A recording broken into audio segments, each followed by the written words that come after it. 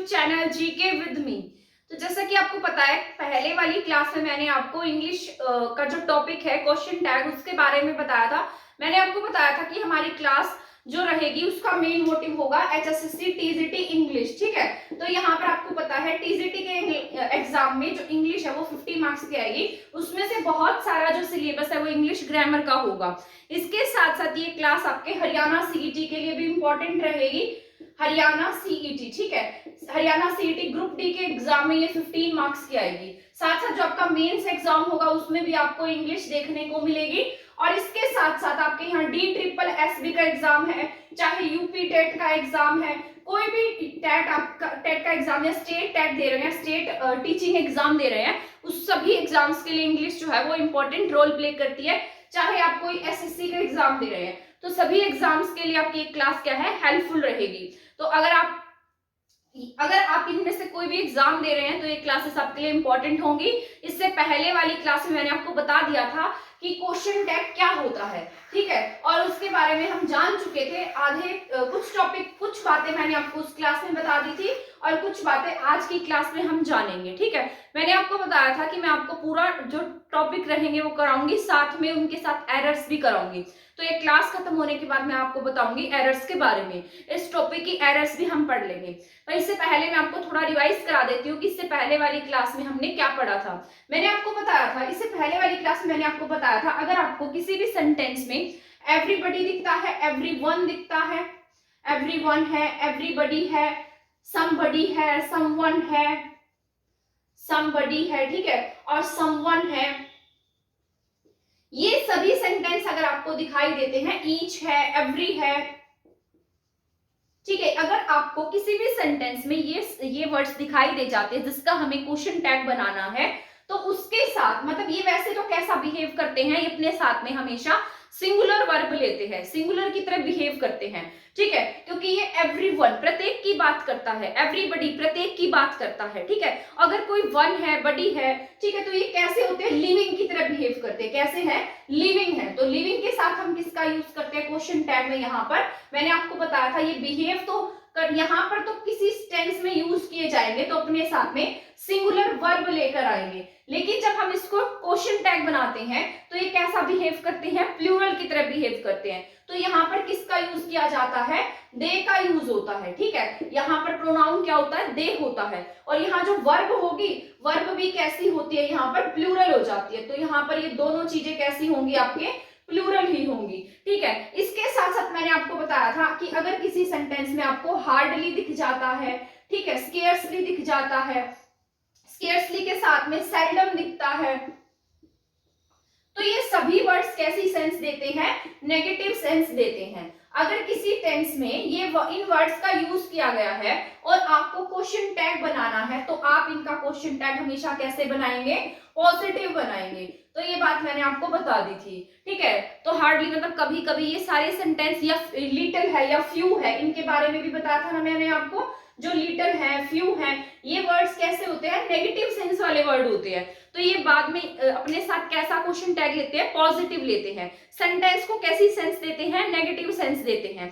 तो ये सारी बातें मैं आपको बता चुकी थी। अब इसी से रिलेटेड एक पॉइंट और बता देती हूँ कि जो एवरीवन है ना, अगर आपको एवरीवन, एवरीबॉडी, समवन, समबडी की जगह यहाँ पर थिंग वर्ड दिखाई दे, ठीक है, जैसे समथिंग, समथिंग इज हैपनिंग, ठीक है, बोलते हैं ना वैसे, समथिंग है, एवरीथिंग है, थोड़ा साफ लिख देती हूँ नहीं तो आप कहोगे बहुत गंदी राइटिंग है मेरी, ठीक है, एवरीथिंग है, समथिंग है।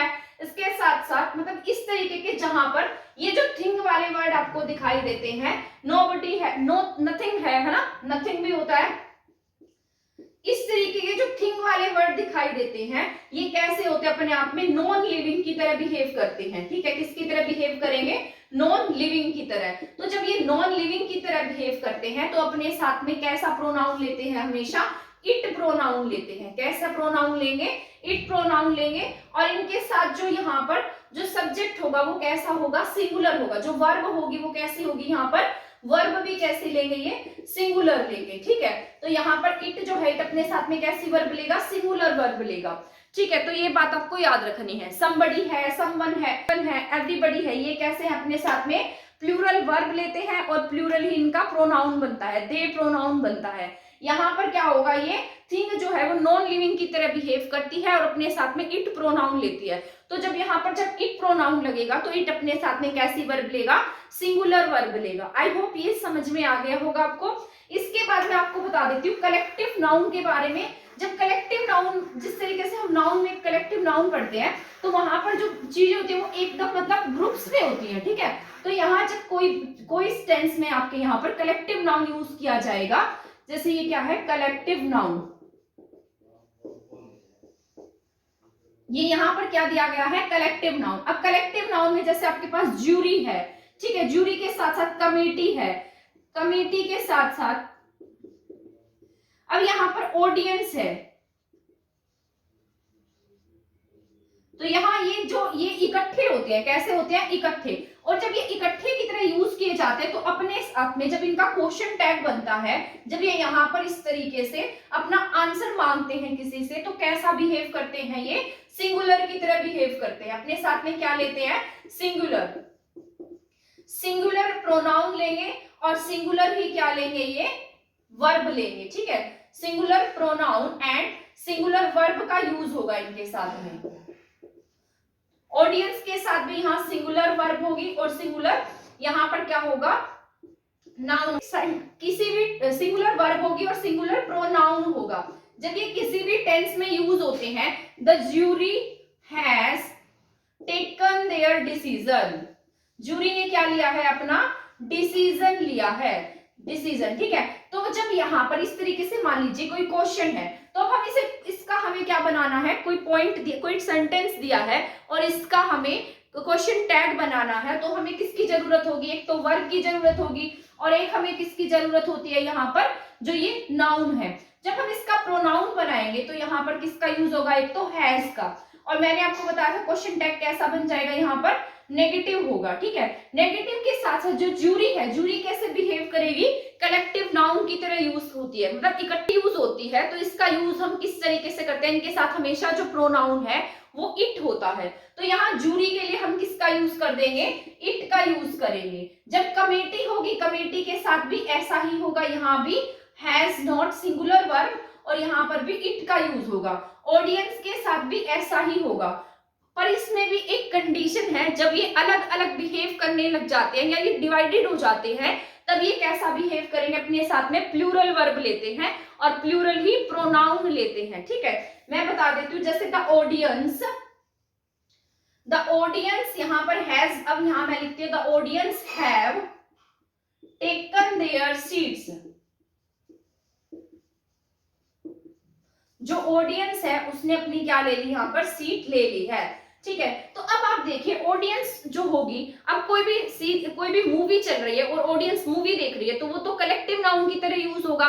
पर जब ऑडियंस अपनी सीट्स लेती है, अलग अलग सीट्स पर बैठती है, ऐसा तो नहीं है कि पूरी की पूरी ऑडियंस एक सीट पर आकर बैठ जाएगी। तो जब यहाँ पर ये अपनी सीट ले रहे हैं तो ये अलग अलग यूज होंगे, है ना। जब ये अलग अलग यूज होते हैं तो सबकी बात करता है, मतलब अलग अलग लोगों की बात करेगा, तो अपने साथ में प्लूरल वर्ब लेता है। तो यहाँ ऑडियंस हैव का यूज हुआ है, तो इसका जो नाउन है, जो इसका यहाँ पर यूज होगा वो कैसे होगा, यहाँ हैव का क्या बन जाएगा, हैव नॉट, क्या बनेगा यहाँ पर, हैव नॉट। और ऑडियंस जो है वो एक की तरह यूज ना होकर अलग अलग यूज हो रही है, तो इसका प्रोनाउन भी कैसा होगा, यहाँ पर दे होगा। क्या यूज करेंगे हम, यहाँ पर दे का यूज करेंगे।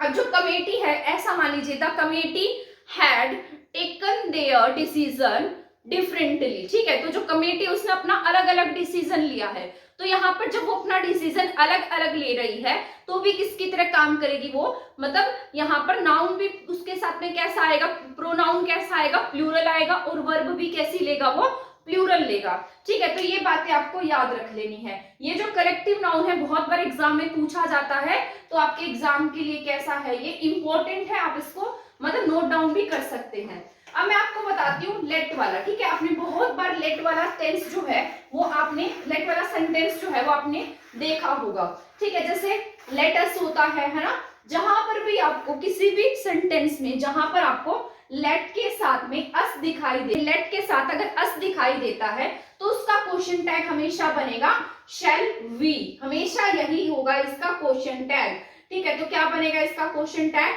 Shall we. तो ये याद रख लेना है, लेट अस जहां दिखाई दे उसके साथ उसका क्वेश्चन टैग हमेशा शैल वी होगा।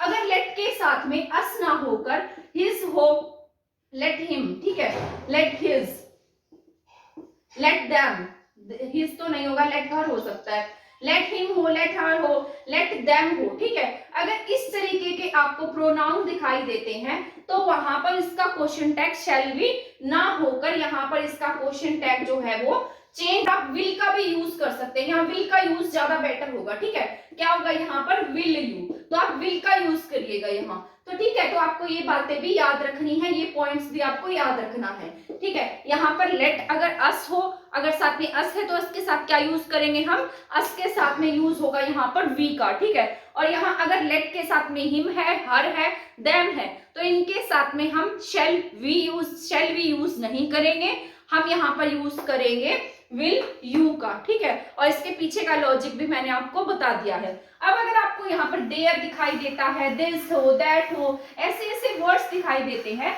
तो उनका क्वेश्चन टैग आप क्या बनाएंगे, ठीक है। यहां पर लिखिए there is a lot of food to ईट,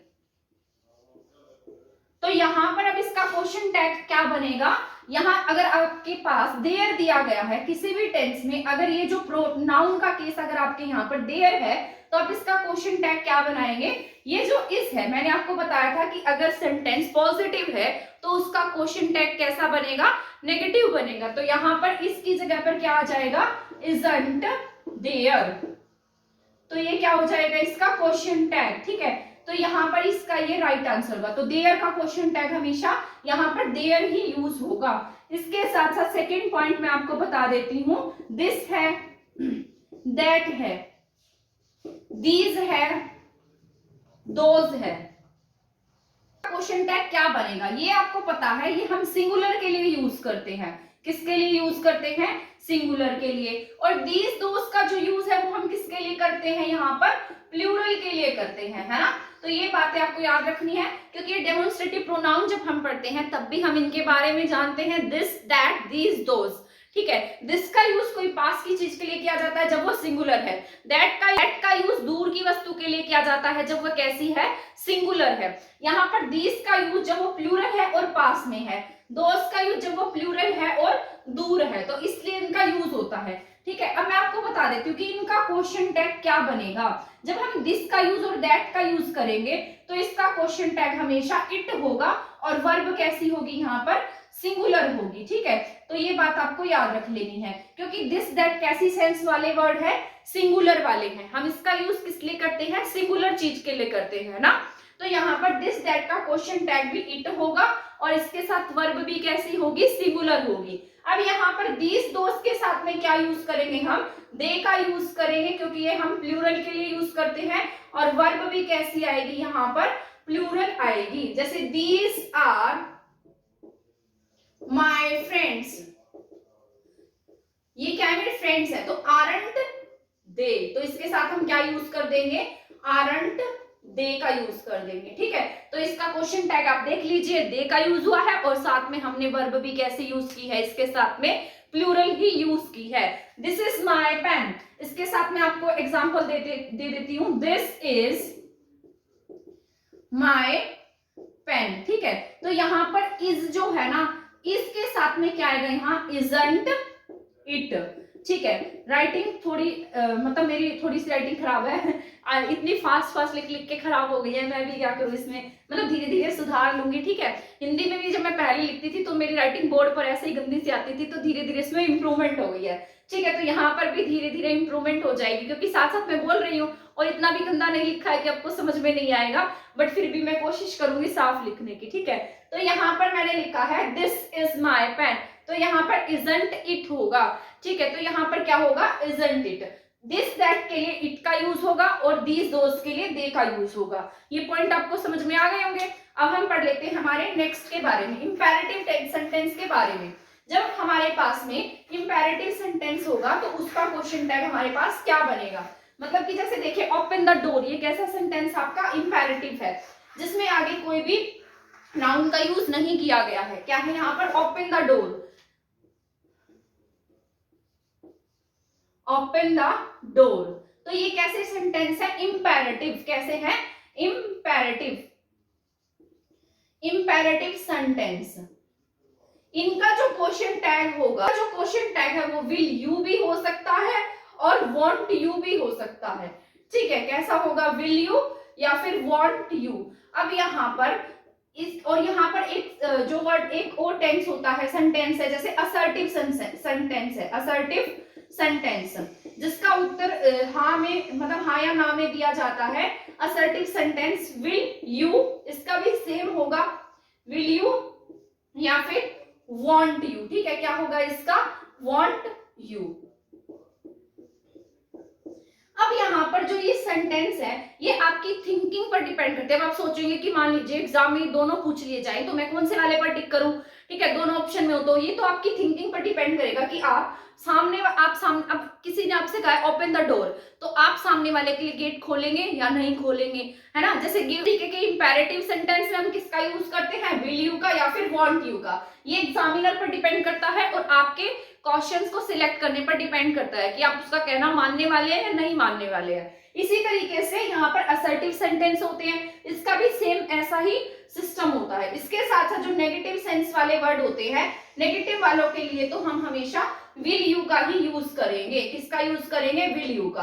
अब यहाँ पर जिस तरीके से एक सेंटेंस है दिया है होता है जिसमें हम यूज करते हैं, जैसे कोई आपको अनोय कर दे, आपको परेशान कर दे, ठीक है, अनोयंस वाले शब्द में किसका यूज होता है, जैसे यहाँ पर शट अप, जैसे कोई बोले जा रहा है तो आप उससे इतने परेशान हो चुके हैं तो आप उसको कहते हैं शट अप, है ना।